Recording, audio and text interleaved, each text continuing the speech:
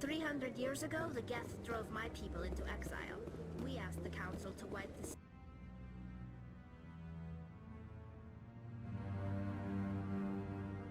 synthetics out, but they ignored our pleas.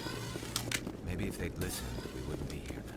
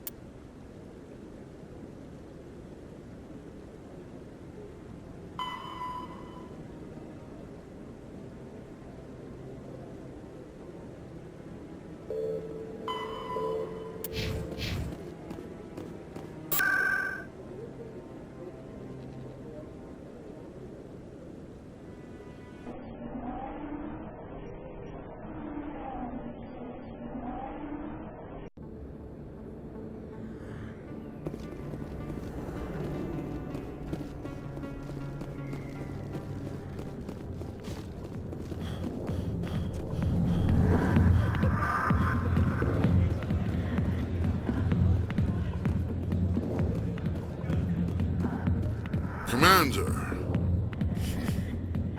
what do you want? I'm here on Sha'ira's behalf. Your lies are hurting her. Good! The lies have been killing me for days. I've seen a lot of horrible things in my days, and there's only one woman in this damn galaxy that helps me forget it. This is pathetic. What could a woman do to put you in this state? 'Cause she rejected me! Me! Septimus Oraka, General of the Turian Fleet! Is she really worth it? There must be other women. It's not just any woman I want. It's her, and her alone. Look, kid, I appreciate what you're trying to do, but don't waste your time. Never let the enemy see your weakness. You know that, General. Enemies? The one place I always felt at peace was with her. But now, so you think it's that easy? Just straighten up and act like a general? It damn well couldn't hurt. Huh. Maybe you're right, Commander. Sha'ira's worth the effort, even if she won't have me back. This is no place for someone of your stature, General. All right, I'll go to her. After I've had a cold shower or two. Say, you're a bright kid. Would you be interested in earning a few extra credits? What do you want me to do? There's an L-Corps diplomat out there who believes Sha'ira gave up his secrets. Why would he think such a thing? Because I told him. Look, I just need you to convince him of the truth. Why can't you tell him yourself? Well, the last time he saw me, I was disparaging his ancestors and shouting his secrets in public. Take this data pad. It shows where I got my info. It will exonerate Sha'ira and convince the L-Corps. Who am I taking it to, and where is he? His name is Zaltan. He's an L-Corps diplomat. He's over in the embassies complaining about Sha'ira. Well, here's to soldiers acting like soldiers. Thanks, Commander. You know, you might make a good general yourself one day.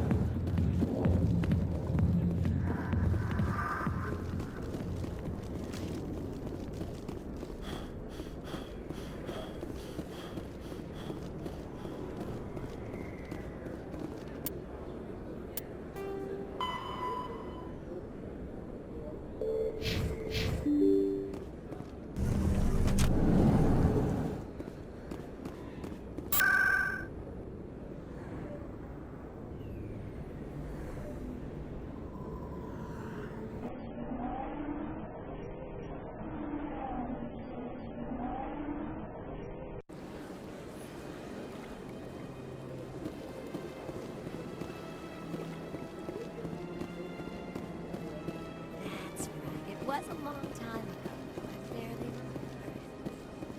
What drew you back to the city and to the console? I don't know. It may sound strange. Commander, I recently received a lovely note from Septimus. Thank you for speaking with him. I'm glad I could help.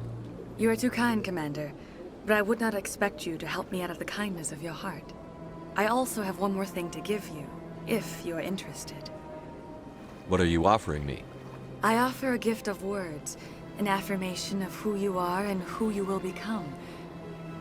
I see you. Your uniform fits as though you were born wearing it. You are a soldier through and through, proud, solitary, alone, but it gives you strength. It is that strength that people are drawn to. It is why you lead and others follow without question. You will need that leadership in the battles to come. This may be who you are, but it is not who you will become. It only forms the basis for your future greatness. Remember these words when doubt descends, Commander. You have quite a gift, Shaira. Thank you. Not everyone appreciates it as you do. Never underestimate the power of words. And now I must ask you to leave. I have done everything I can for you. Remember my words, Commander Shepard. They will give you strength.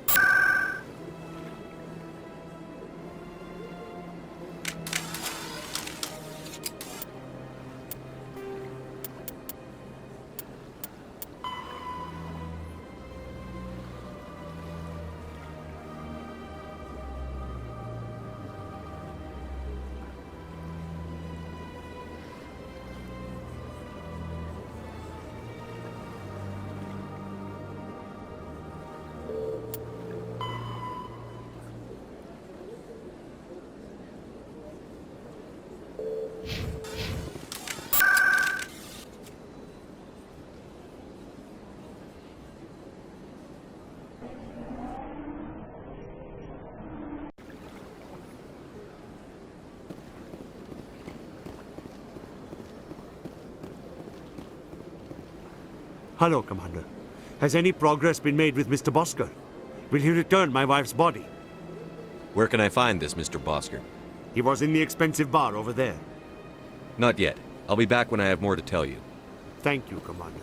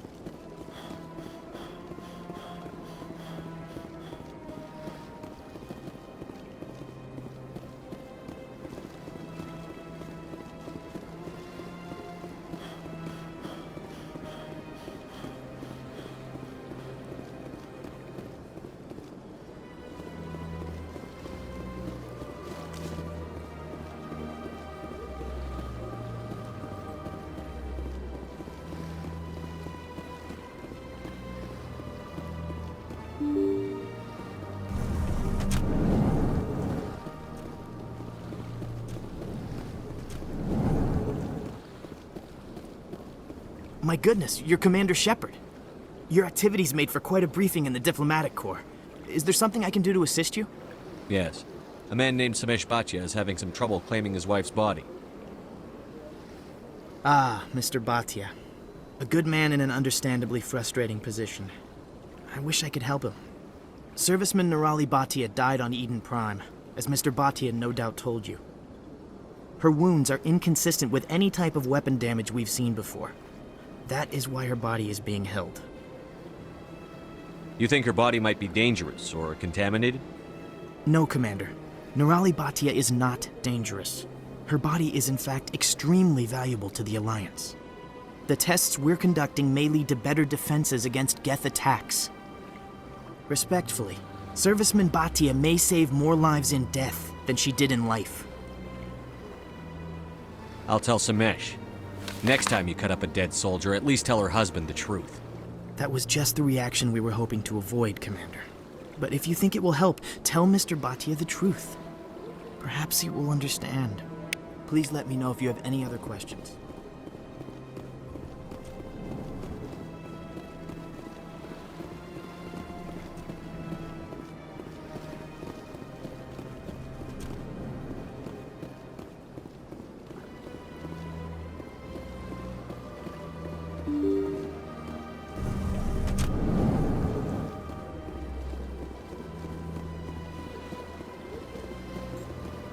Hello, Commander. Has any progress been made with Mr. Bosker? Will he return my wife's body? They're running medical studies on Nirali. That's why they won't release the body. Tests? They're holding my wife's body for tests? My wife served the Alliance faithfully. She gave her life for humanity. And this is how they repay her. Mr. Bhatia, your wife died defending humanity. We still need her help. What right does the military have to hold her body? She's already given her life. She died a hero, Mr. Bhatia. And now she has a chance to save even more lives. It doesn't matter. She's dead. I just want her to come home. I miss her so much. Let them run their tests. Let my wife save lives so that others are spared the loss I feel today. Goodbye. Thank you for finding me answers.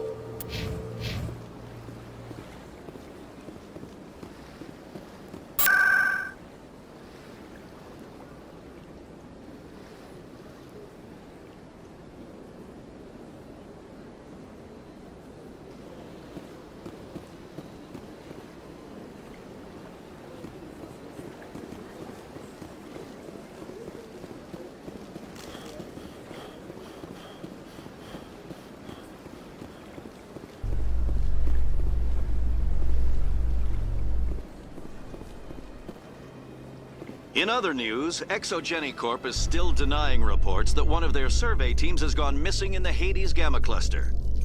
When asked why communication with the survey team was suddenly cut off last...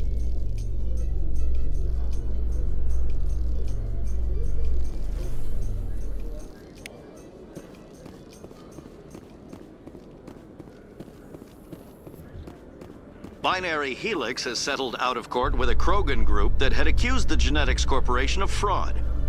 The Krogan group had contracted Binary Helix to perform...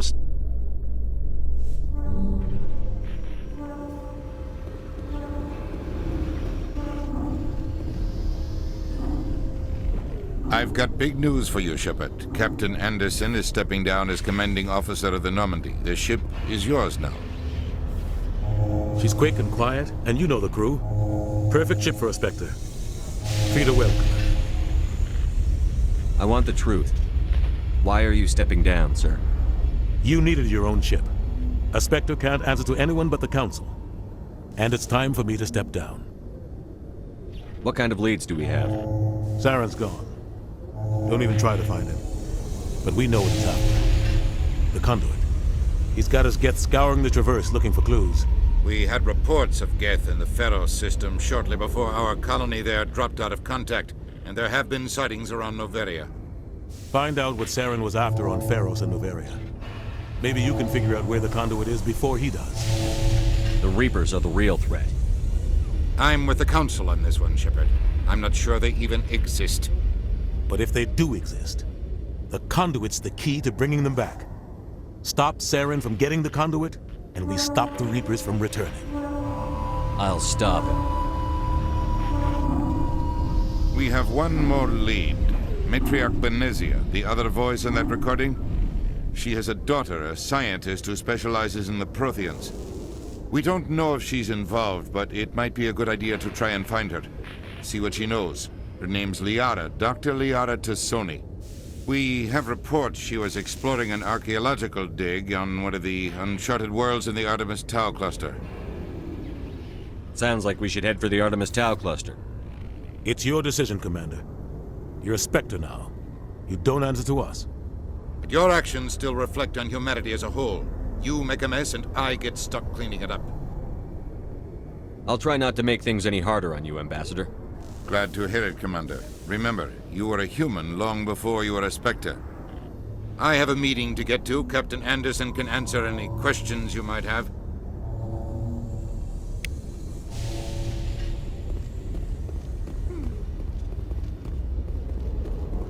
Yes, Commander? How are you holding up? Honestly, this isn't how I pictured my career coming to an end. Pushing papers really isn't my thing, but you're the one who can stop Saren. I believe in you, Shepard. If that means I have to step aside, so be it. Tell me what happened with you and Saren 20 years ago. It's close to 20 years ago now. Ambassador Goyle was our representative here on the Citadel. Like Udina, she wanted to get a human into the Spectres. She chose me. The Council sent Saren to keep an eye on me and evaluate my performance, just like they sent Nihilus to keep tabs on you. I think I deserve the whole story. We had intel on a rogue scientist being funded by Batarian interests.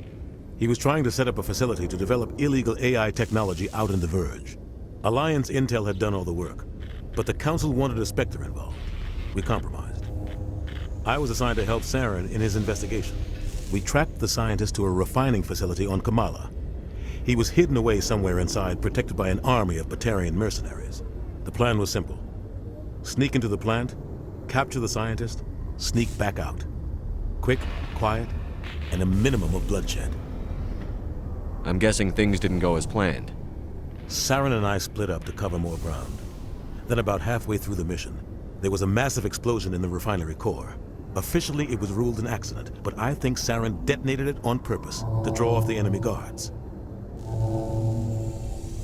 How many casualties? The explosion tore the refinery to shreds.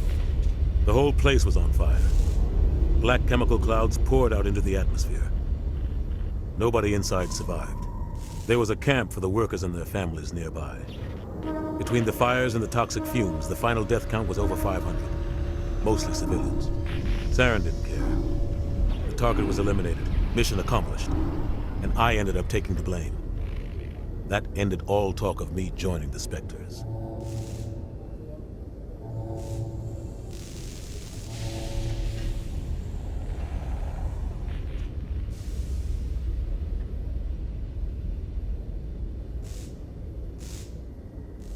Saren caused the explosion. How'd he pin it on you? In his report, Saren accused me of blowing his cover. He said it was my fault the guards were ready for us. He claimed that's why it turned into a massacre. Saren's report was all the proof the Council needed to kill my chances of becoming a Spectre. Why'd you let him get away with it? Who do you think the Council was going to listen to? Me? Or their best agent? I had a bad feeling about him right from the start. I should have been more careful. Maybe I could have stopped things before they got out of hand. Don't blame yourself, Captain. I don't. I blame Saren. I think he wanted things to go bad. He was looking for an excuse to blow that refinery. Maybe he just likes the violence. Maybe he was just trying to make me look bad to keep humans out of the Spectres. If so, he pulled it off. The only thing I care about is stopping Saren. You're right, Commander. It's no good living in the past. I should go. I'll be here if you need anything.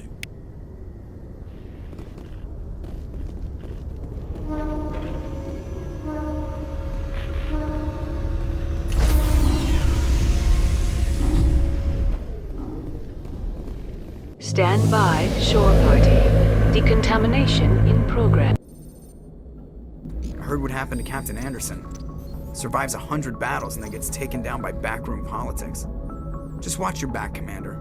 Things go bad on this mission, you're next on their chopping block. Saren's out there somewhere, and we're gonna find him. Everyone on this ship's behind you, Commander. 100%. Intercom's open. If you got anything you want to say to the crew, now's the time. This is Commander Shepard speaking. We have our orders. Find Saren before he finds the conduit. I won't lie to you, crew. This mission isn't going to be easy. This began with an attack on a human settlement in the Traverse. But we know Saren won't stop there. His Geth armies aren't going to stay on the far fringes of Citadel space. Our enemy knows we're coming. Wherever he searches for the conduit, we'll be there. We will hunt him to the very ends of the galaxy and bring him down.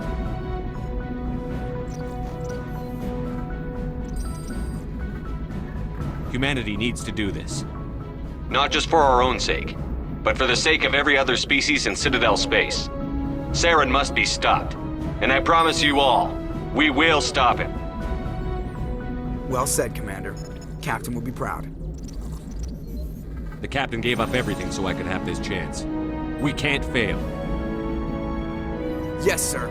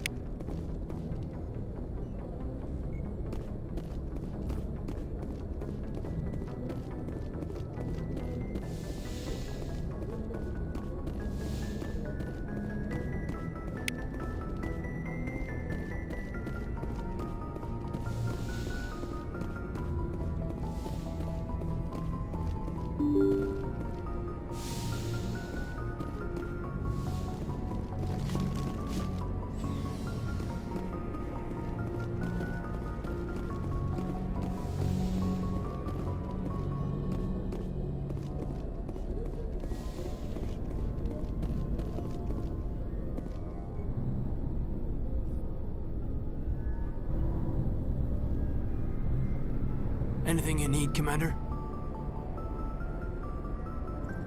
What's your opinion on the last mission? I don't see how we could have done things any better. At least not without getting to Eden Prime sooner. And we were on the scene faster than any other Alliance ship could have been.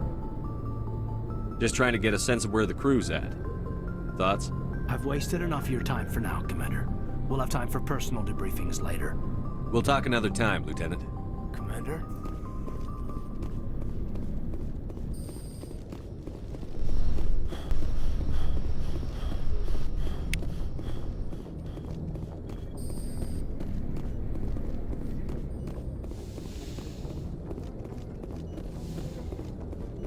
Yes, Commander? Is there something you need? How did you end up serving on an Alliance ship? I enlisted right out of med school. Earth always seemed boring to me. Too safe, too secure. I figured the colonies were teeming with exotic adventure. I wanted to travel the stars, tending the wounds of tough soldiers with piercing eyes and sensitive souls. Turns out military life isn't quite as romantic as I'd imagined. But humanity needs the Alliance if we want to keep expanding through the Traverse, and the Alliance always needs good doctors. So I stayed on to do my part. I should go. Goodbye, Commander.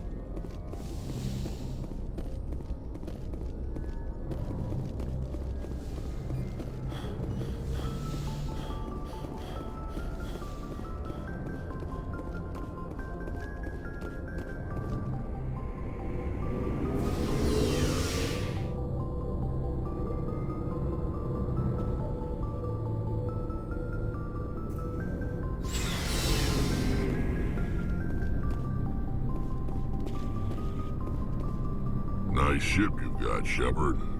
What can I do for you? What's your story, Rex? There's no story. Go ask the Quarian if you want stories. You Krogan live for centuries. Don't tell me you haven't had a few interesting adventures. Well, there was this one time the Turians almost wiped out our entire race. That was fun. They tried the same with us, but we fought them off. It's not the same. It seems pretty much the same to me. So your people were infected with a genetic mutation? An infection that makes only a few in 1,000 children survive birth? And I suppose it's destroying your entire species? I suppose it isn't all the same. I don't expect you to understand, but don't compare humanity's fate with the Krogan. Sorry, Rex. I wasn't trying to get you upset. Your ignorance doesn't upset me, Shepard. As for the Krogan, I gave up on them long ago. The genophage infected us, but it's not what's killing us. So long, Rex. Shepard. Commander? What's your opinion on the last mission?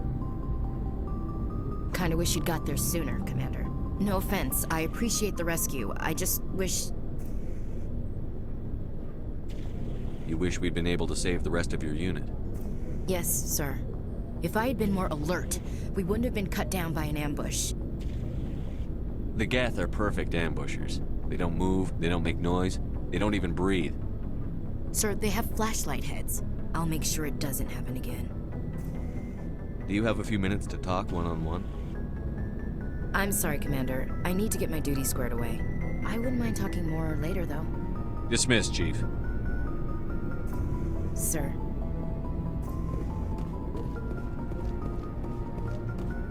Thanks for bringing me on board, Commander. I knew working with a Spectre would be better than life at CSEC. Have you worked with a Spectre before? Well, no, but I know what they're like. Spectres make their own rules. You're free to handle things your way. At CSEC, you're buried by rules. The damn bureaucrats are always on your back. For the most part, the rules are there for a reason. Maybe. But sometimes it feels like the rules are only there to stop me from doing my work. If I'm trying to take down a suspect, it shouldn't matter how I do it, as long as I do it. But CSEC wants it done their way. Protocol and procedure come first. That's why I left. So you just quit because you didn't like the way they do things? There's more to it than that. It didn't start out bad, but as I rose in ranks, I got saddled with more and more red tape. CSEC's handling of Saren was typical. I just couldn't take it anymore. I hate leaving. I hope you made the right choice. I'd hate for you to regret it later. Well, that's sort of why I teamed up with you. It's a chance for me to get off the Citadel, see how things are done outside CSEC. Either way, I plan to make the most of this. And without CSEC headquarters looking over my shoulder, well, maybe I can get the job done my way for a change. As long as you do your job well, you're free to go about your business as you see fit. Thank you, Commander.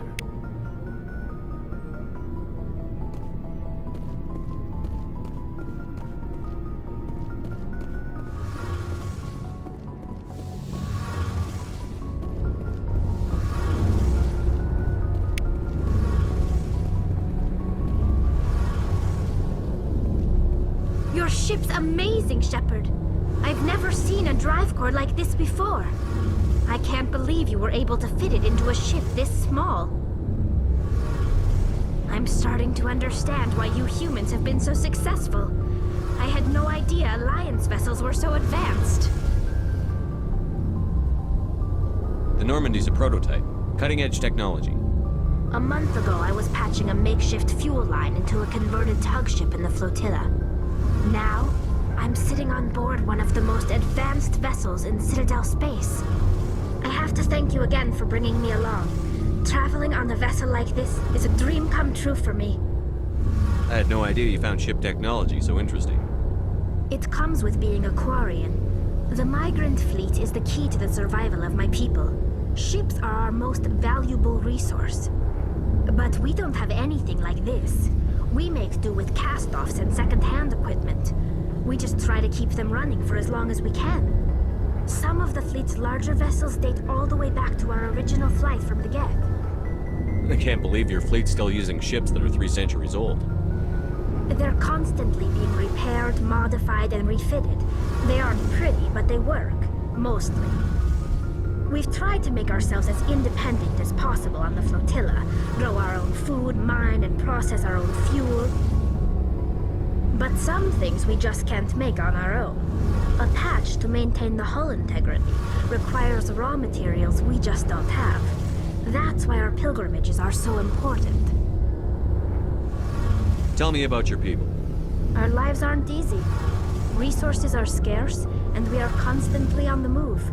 Everything we do must in some way contribute to the continuation of the migrant fleet. There are 17 million Quarians in the flotilla, and each of us relies on the others for survival. The bonds among my people are strong. Unfortunately, we have had to surrender many of the freedoms and civil liberties other species take for granted. What kind of freedoms? Well, it's illegal for parents to have more than one child. If our population grows too much, it would strain our resources to their breaking point. Of course, we also can't allow our numbers to become too few. If our population is in decline, the rule against single births is temporarily repealed. In extreme cases of population decline, incentives are even offered to encourage multiple births, though the Conclave hasn't had to take such measures in nearly a century. That's your government. The Conclave is our civilian branch of government. Each ship can elect a representative to serve on the Conclave and make decisions that affect the fleet as a whole. On matters that affect an individual ship, however, the captain has the final say. It's a tradition that dates back to the early days, when the fleet was governed by martial law. Fortunately, most captains nowadays are smart enough to have an elected council from their crew to give them advice and guidance. So the ultimate power rests with elected officials. In practice, the Conclave and the respective council for each ship tend to set the rules that govern our daily lives. But in theory, we are still under military jurisdiction. The 5 top-ranking military officials in the fleet serve on the Admiralty Board. These 5 have the power to overrule any decision by the Conclave in case of emergency. To do so requires unanimous agreement among the Admiralty, and they can only do this once. After that, the entire board must resign their posts. It's a safeguard that served us well. In nearly 3 centuries, the Admiralty Board has only overruled the Conclave 4 times. I want to know more about the pilgrimage. When my people reach maturity, we leave our birth ships and seek acceptance with a new crew. It's necessary to maintain genetic diversity among the fleet. But no ship wants to accept someone who will be a burden on them. So, to prove our worth, we embark on a pilgrimage. We set out alone, leaving the flotilla and our families behind us. We only return once we have found something of value we can bring back to the fleet. This is presented as a gift to the captain of the respective ship we wish to join. If the gift is accepted, we are welcomed into the crew. I can't believe they just send you off alone. It's not like they just cast us out. Before we leave, we are given lessons in how to survive outside the flotilla, and given gifts to help us on our journey. We also receive implants to fight off sickness and disease. Generations of living in an isolated and highly controlled environment have left our immune systems weaker than most. By the time we leave the fleet, we are well equipped for the pilgrimage. This is a rite of passage for all Quarians. If it were dangerous, our numbers would suffer. Virtually every pilgrimage ends with a triumphant return and the ritual presentation of the gift to one of the fleet's captains. Can a captain choose to reject the gift? That doesn't happen often. Most captains are eager to increase the size of their crew. It increases their own standing in our society. Even when the gift is not particularly valuable, the captain usually accepts it out of a sense of tradition. However, there is a stigma to presenting a substandard gift. It's not the best way to make a good impression on a new community. Most pilgrims don't return until they find something worthwhile. I want to talk about something else. Like what? I should go.